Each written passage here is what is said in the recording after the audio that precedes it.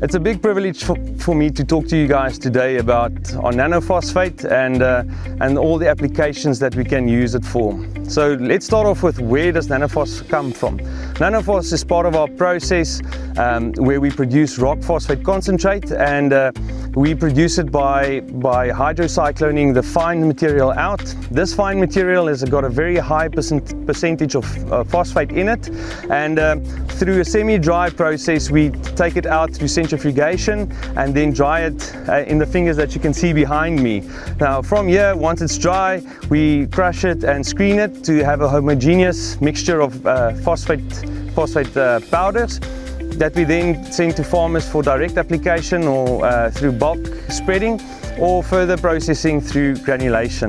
The advantage of nanophos is that it hasn't been chemically altered, so there's not a lot of salts and chemical alterations that's part of the process and part of the chemical analysis. So it works well with regenerative agricultural applications, and it doesn't impact your soil negatively at all. So we're very excited about it. This is a game-changing opportunity for the local market and the local South African market. We feel that this phosphate has the potential to really elevate the soil health and the industrial applications for farmers. So we're quite excited about that, and we're excited to be here to help the local farmers to create jobs.